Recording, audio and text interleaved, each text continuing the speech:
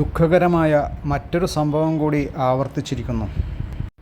Kannur dental കോളേജിലെ വിദ്യാർത്ഥി നിതിൻ രാജ് ഇന്നലെ കോളേജ് കെട്ടിടത്തിൻ്റെ മുകളിൽ നിന്നും ചാടി ആത്മഹത്യ ചെയ്തു. കോളേജ് വിദ്യാർത്ഥികൾ ആത്മഹത്യ ചെയ്യുന്നത് ഒരു നിത്യസംഭവം പോലെ ആയിരിക്കുന്നു. പ്രത്യേകിച്ചും പ്രൊഫഷണൽ കോളേജുകളിൽ പഠിക്കുന്ന വിദ്യാർത്ഥികൾ. അവനെ രണ്ട് അധ്യാപകർ, ഒരു അധ്യാപകനും ഒരു അധ്യാപികയും, അതിനെയൊന്നും അധ്യാപകനോ അധ്യാപികയെന്ന് ഞാൻ പറയത്തില്ല, തെണ്ടികൾ രണ്ടെണ്ണം അവനെ അത്രത്തോളം ഹരാസ് ചെയ്തു. അതിൽ റാം എന്ന് പറയുന്ന ഒരുത്തനാണെന്നുണ്ടെങ്കിൽ ഇവനെ ഒരാവശ്യവുമില്ലാതെ അങ്ങ് ശല്യം ചെയ്യായിരുന്നു ഈ കുട്ടിയെ. അവൻ്റെ നിറം, അവൻ്റെ ജാതി, അവൻ്റെ അമ്മയുടെ അസുഖത്തെക്കുറിച്ച് പറയുകയാണ്, അവൻ്റെ അച്ഛൻ്റെ ജോലി, ഇതുമെല്ലാം പറഞ്ഞ് അവൻ്റെ നിറം ഇതുമൊക്കെ പറഞ്ഞ് അവനെ അങ്ങ് ആക്ഷേപിക്കുകയാണ്. ആ കുട്ടിക്ക് മനം മടുത്തെന്ന് പറഞ്ഞു കഴിഞ്ഞാൽ അവിടെ നിവൃത്തിയില്ല, പഠിക്കാൻ നിവൃത്തിയും ചെയ്തെന്ന് ആലോചിച്ച് നോക്കും. ഇന്നത്തെ നമ്മുടെ സമൂഹം എന്ന് പറയുന്ന ഈ അധ്യാപകരെന്ന് പറയുന്ന ആളുകൾ, നമ്മൾ മാതാപിതാ ഗുരു ദൈവം എന്നൊക്കെയല്ലേ പറയുന്നേ. എന്തോന്ന് ഗുരുവായത് ഒന്ന് ആലോചിച്ച് നോക്ക്.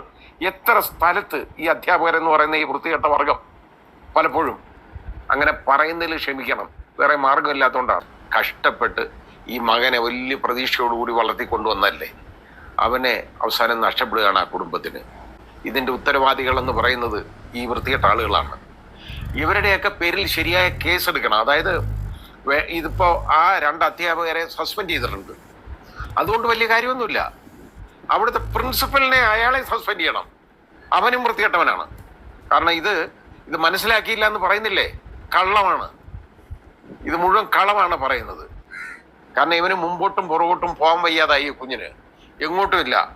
അവനെ അതേപോലെ ഞെരുക്കി കൊണ്ടുവന്നു. അവൻ അവസാനം ഹോസ്റ്റലിന്റെ മുകളിൽ നിന്ന് ചാടി ആത്മഹത്യ ചെയ്യേണ്ട ഗതികേട് വന്നു. അവന് അത് നിവൃത്തിയില്ലാതാക്കിയത് ഇതേപോലുള്ള ഈ പീഡന വീരന്മാരാണ്.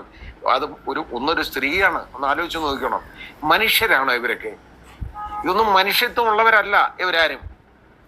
ആ രീതിയിലുള്ള കഷ്ടപ്പാടിലാണ് ആ കുഞ്ഞിനെ കൊണ്ടെത്തിച്ചത്. ഇങ്ങനെയുള്ളവരെ ഒന്നും വെച്ചു ഉറപ്പിക്കരുത്. ഇതേപോലെ വംശീയ അധിക്ഷേപം നടത്തുന്നവരെ, നിറത്തിൻ്റെ പേരിൽ ഇതുപോലെ ആക്ഷേപിക്കുന്നവരെ, ഇവരെയെല്ലാം ശരിയായി നേരിടണം. ഇവർക്ക് വേണ്ടെന്നൊക്കെ പറയുന്നുണ്ടല്ലോ, വംശീയ അധിക്ഷേപം, അതുപോലെ തന്നെ ജാതിയുടെ പേരിലുള്ള അധിക്ഷേപം, ഇതേപോലെ നിറത്തിൻ്റെ പേരിലുള്ള അധിക്ഷേപം, ഇതൊക്കെ എന്നൊക്കെ പറഞ്ഞു കഴിഞ്ഞാൽ സഹിക്കാൻ ഒക്കത്തില്ല. പലപ്പോഴും കുഞ്ഞുങ്ങൾക്ക് പ്രത്യേകിച്ചും ഇവന് സഹിക്കാൻ പറ്റിയില്ല. അവൻ അവസാനം തിരഞ്ഞെടുത്ത മാർഗം ആത്മഹത്യയാണ്. ഇതിനൊരു പ്രധാന കാരണം അധ്യാപകരിൽ നിന്നുള്ള ഹറാസ്മെൻറ്റും റാഗിങ്ങുമാണ്. റാഗിങ്ങിനെതിരെ ശക്തമായ നിയമങ്ങളുണ്ടെങ്കിലും അത് ഫലപ്രദമായി വരുന്നില്ല. വാർത്തകൾ എല്ലാവരും വായിച്ച സ്ഥിതിക്ക് ഫലപ്രദമായ പരിഹാരങ്ങൾ എന്താണ് എന്നുള്ളതാണ് ഈ വീഡിയോയുടെ ലക്ഷ്യം. അവശരായ സമുദായങ്ങൾക്ക് അർഹമായ പ്രാതിനിധ്യം കിട്ടാൻ വേണ്ടി ജോലിയിലും പഠനത്തിലും സംവരണം ഏർപ്പെടുത്തിയത് എല്ലാവർക്കും അറിയാവുന്നതാണ്. അതുപ്രകാരം വിദ്യാർത്ഥികൾ കോളേജിൽ അഡ്മിഷൻ കിട്ടുന്നു. അവർക്ക് സാമ്പത്തിക ബുദ്ധിമുട്ടുണ്ടെങ്കിൽ കോളേജോ അല്ലെങ്കിൽ മറ്റുള്ള സംഘടനകളോ അവരെ സഹായിക്കുന്നു. ഗവൺമെൻറ് ഭാഗത്തു നിന്നും സഹായമുണ്ട്. അക്ഷരാഭ്യാസമുള്ള എല്ലാ മലയാളികൾക്കും ഈ സംഭവം അറിയാം.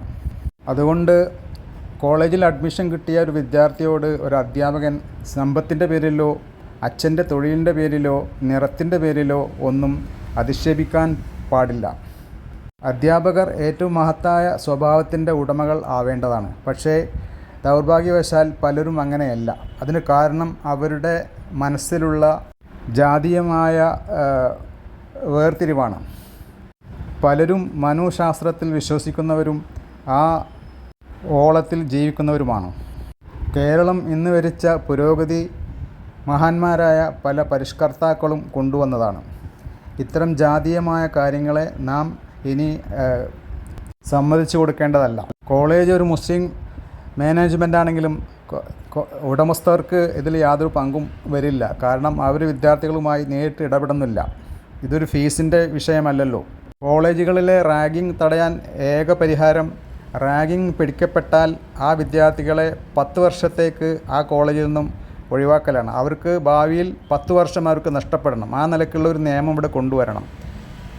കുട്ടികൾ അഡ്മിഷൻ നേടുമ്പോൾ തന്നെ അത് മലയാളത്തിൽ അല്ലെങ്കിൽ അവർ അറിയുന്ന ഭാഷയിൽ അത്തരം ഒരു അപേക്ഷാ ഫോം അവരിൽ നിന്ന് ഒപ്പിട്ട് വാങ്ങണം. അതായത് അവർ റാഗിങ്ങിൽ പങ്കെടുത്തു കഴിഞ്ഞാൽ 10 വർഷത്തേക്ക് അവർക്ക് ഇന്ത്യയിലോ പുറത്തോ അവർക്ക് പഠിക്കാൻ പറ്റില്ലാത്ത വിധത്തിലുള്ള ഒരു നിയമം.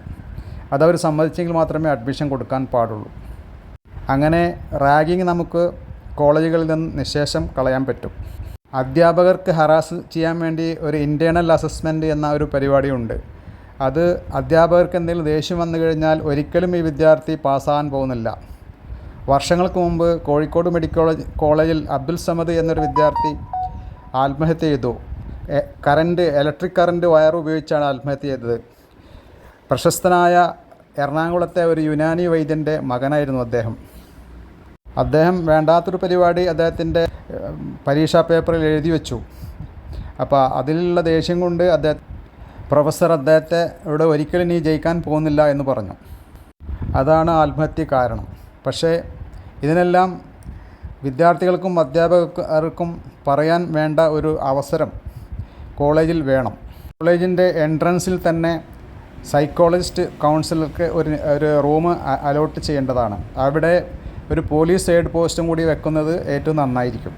ആഴ്ചയിൽ 1-2 മണിക്കൂറുകൾ ഈ പോലീസ് അവിടെ ഇരിക്കേണ്ടതും, അതുപോലെ കൗൺസിലിങ്ങിന് വേണ്ടിയിട്ട് ഒരു സൈക്കോളജിസ്റ്റ് ആഴ്ചയിൽ ഏതാനും ദിവസങ്ങൾ ചെലവഴിക്കുന്ന വിധത്തിൽ ഉണ്ടായിരിക്കണം. കോളേജിൻ്റെ എൻട്രൻസിൽ തന്നെയുള്ള എല്ലാവരും കാണുന്ന വിധത്തിലുള്ള ഒരു സ്ഥലത്തായിരിക്കുകയും അവിടെ വേണ്ട വിധത്തിലുള്ള വിശദീകരണങ്ങൾ എഴുതി വെക്കുകയും വേണം. ഇതിനു വേണ്ട സൗകര്യങ്ങൾ കോളേജിൻ്റെ ഉടമ ചെയ്യണം. അഥവാ ഗവൺമെൻറ് കോളേജാണെങ്കിൽ ഗവൺമെൻറ് കോളേജിൻ്റെ അധികാരികൾ ചെയ്യേണ്ടതാണ്. അതുപോലെ കോളേജ് തുറക്കുന്ന സമയം എല്ലാ അധ്യാപകർക്കും വേണ്ടി ഒരു ഓറിയൻറ്റേഷൻ ക്ലാസ് കൊടുക്കണം. ആ ക്ലാസ്സിൽ ഇത്തരത്തിലുള്ള അധിക്ഷേപങ്ങൾ, വംശീയമായിട്ടുള്ള അധിക്ഷേപങ്ങളെല്ലാം അധ്യാപകരിൽ നിന്ന് ഒരിക്കലും വരാൻ പാടില്ല എന്നും വന്നു കഴിഞ്ഞാൽ അതിനുള്ള എല്ലാ നഷ്ടവും അവരിൽ നിന്ന് ഈടാക്കുന്നതാണെന്നുള്ള ഒരു ഓറിയൻറ്റേഷൻ ക്ലാസ് കൊടുക്കേണ്ടതാണ്. ഇത്തരം ഓറിയൻറ്റേഷൻ ഇല്ലെങ്കിൽ വരുന്ന അധ്യാപകർ അവരുടെ മൃഗീയത വിദ്യാർത്ഥികളുടെ മേൽ കാണിക്കും എന്നുള്ളത് ഉറപ്പാണ്. അതാണ് ഇവിടെയും സംഭവിച്ചത്. അധ്യാപകരെ സസ്പെൻഡ് ചെയ്തുകൊണ്ട് പ്രത്യേകിച്ച് കാര്യം സംഭവിക്കാൻ പോകുന്നില്ല. 3-6 മാസം കഴിഞ്ഞ് അവരെ തിരിച്ചെടുക്കുന്ന വിധത്തിലുള്ള സസ്പെൻഷൻ കൊണ്ട് അത് അധ്യാപക തലത്തിൽ മാത്രമല്ല വേറെ ഏത് ഡിപ്പാർട്ട്മെൻറ്റിലും അതുകൊണ്ട് പ്രയോജനമില്ല. അത് അന്വേഷണത്തിനുള്ള സമയത്തിന് ഉള്ള ഒരു അവധി എന്ന് മാത്രമേ പറയാൻ കഴിയൂ. അതുകൊണ്ട് ഇതിൽ വേണ്ടത് ശരിയായിട്ടുള്ള ശിക്ഷയാണ് വേണ്ടത്. അത് ഈ മാതാപിതാക്കൾക്ക് ഏക സന്താനമാണ്. മറ്റുള്ളത് 2 പെൺകുട്ടികളാണ്. അതുകൊണ്ട് ഈ മാതാപിതാക്കൾക്ക് വേണ്ട സംരക്ഷണത്തിന് വേണ്ടിയുള്ള സാമ്പത്തിക സഹായം, കുറ്റവാളികളുടെ സ്വത്തുക്കൾ ഏറ്റെടുത്ത് ഗവൺമെൻറ് നൽകേണ്ടതാണ്. ഇത്തരത്തിൽ പെരുമാറുന്ന അധ്യാപകരെ ഒരിക്കലും മാനേജ്മെൻറ്റ് വെച്ച് പൊറുപ്പിക്കരുത്. അവർ വേണമെങ്കിൽ സ്വന്തമായി പ്രൈവറ്റ് പ്രാക്ടീസ് നടത്തട്ടെ. അധ്യാപന രംഗത്തേക്ക് അവരെ ആവശ്യമില്ല.